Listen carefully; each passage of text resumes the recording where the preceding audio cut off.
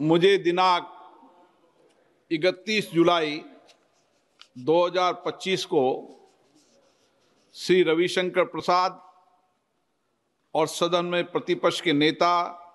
सहित सत्ता पक्ष व प्रतिपक्ष के कुल 146 सदस्यों द्वारा हस्ताक्षरित निम्नलिखित प्रस्ताव की सूचना प्राप्त हुई है, जिसमें भारत के राष्ट्रपति को माननीय इलाहाबाद उच्च न्यायालय के वर्तमान न्यायाधीश न्यायमूर्ति यशवंत वर्मा को न्यायाधीश जांच अधिनियम 1968 की धारा 3 के साथ भारत के संविधान के अनुच्छेद 124(4) के साथ पठित अनुच्छेद 217 और अनुच्छेद 218 के अंतर्गत उच्च न्यायालय के न्यायाधीश के पद से हटाने के लिए एक समावेदन प्रस्तुत करने का प्रस्ताव है। ये सदन संकल्प करता है कि इलाहाबाद उच्च न्यायालय के न्यायमूर्ति यशवंत वर्मा को उनके निम्नलिखित कदाचार के लिए पद से हटाने के लिए महामहिम राष्ट्रपति जी को एक समावेदन प्रस्तुत किया जाए। दिल्ली उच्च न्यायालय के तत्कालीन न्यायाधीश न्यायमूर्ति यशवंत वर्मा वर्तमान में इलाहाबाद उच्च न्यायालय के न्यायाधीश के सक्रिय और कब्जे में नई दिल्ली स्थित 30 तुगलक क्रिसेंट परिसर में आग लगने के कारण अस्पष्टीकृत नकदी की बरामदगी के संबंध में भारत के सर्वोच्च न्यायालय द्वारा सार्वजनिक किया गया विवरण हमें 15 मार्च 2025 की सुबह 30 तुगलक क्रिसेंट नई दिल्ली से जली हुई नकदी धन मलबे को हटाने के संबंध में साक्ष्य की भी जानकारी है। हमने न्यायाधीश जांच अधिनियम 1968 के सामान्य प्रावधान और विशेष रूप से उसकी धारा 3 के प्रावधानों का अध्ययन किया है और हमें उनके बारे में परिचित कराया गया है। हमने न्यायाधीश जांच अधिनियम 1969 के प्रावधानों का भी अध्ययन किया है, हमें उनके बारे में भी परिचित कराया गया है। हमने सी रविचंद्र अय्यर बनाम न्यायमूर्ति A.M. भट्टाचार्य एवं अन्य 1995 5 SCC 457 केस में भारत के उच्चतम न्यायालय द्वारा घोषित कानूनों के साथ साथ अतिरिक्त जिला एवं सत्र न्यायाधीश X बनाम मध्य प्रदेश उच्च न्यायालय के मामले में दिए गए फैसलों से भी खुद को परिचित कर लिया है। 2015 4 SCC 91 और ये कि अतिरिक्त जिला एवं सत्र न्यायाधीश X सुप्रभा के मामले में उक्त निर्णय को सामान्यता और विशेष रूप से पैरा 33 को पढ़ने पर यह स्पष्ट है कि दिल्ली उच्च न्यायालय के मुख्य न्यायाधीश ने न्यायमूर्ति यशवंत वर्मा के विरुद्ध शिकायत को गंभीर प्रकृति का पाया और उक्त निर्णय के पैरा 33 के तहत परिकल्पित इन हाउस प्रक्रिया का पालन किया। यह भी स्पष्ट है कि भारत के तत्कालीन मुख्य न्यायाधीश ने इस गंभीर एवं चौंकाने वाले घटना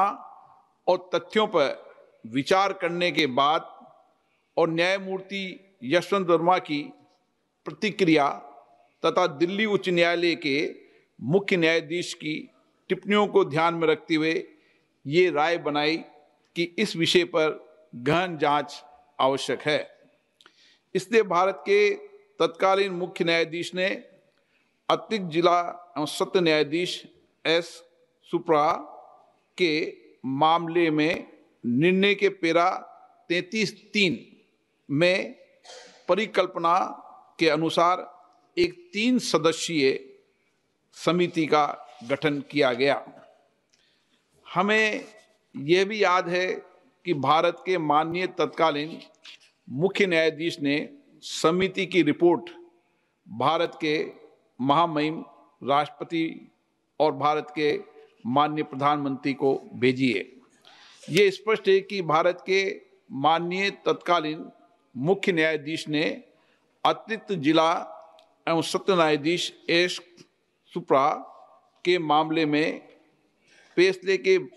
पेरा 33(7) के प्रावधानों के अनुसार कार्य किया है, जो स्पष्ट रूप से भारत के तत्कालीन मुख्य न्यायाधीश की राय को दर्शाता है कि पेरा 33(3) के तहत गठित समिति की रिपोर्ट में पाए गए आरोप इस प्रकृति के हैं कि उक्त न्यायाधीश को हटाने की कार्रवाई शुरू करने की आवश्यकता है। उपयुक्त तथ्यों के अवलोकन और सार्वजनिक रूप से उपलब्ध तथ्यों, न्यायमूर्ति यशवंत वर्मा के कब्जे वाले और उनके नियंत्रण में स्थित आधिकारिक परिसर से जली हुई नकदी की बरामदी और उसे हटाने से संबंधित परिस्थितियों की स्वतंत्र रूप से जांच करने के बाद हम स्वतंत्र रूप से ये भी पाते हैं कि भारत के संविधान के अनुच्छेद 124 के साथ पठित अनुच्छेद 217 और अनुच्छेद 218 के तहत हटाने की प्रक्रिया न्यायाधीश अधिनियम 1968 और उसके तहत बनाए गए नियमों के अनुसार शुरू की जानी चाहिए। वेदाक चरित्र और वित्तीय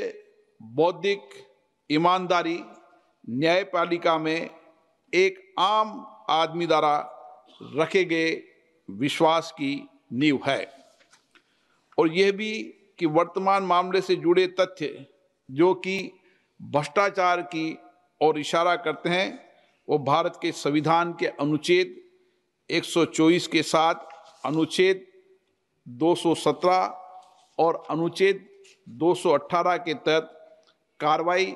और प्रक्रिया के योग्य हैं और संसद को इस विषय पर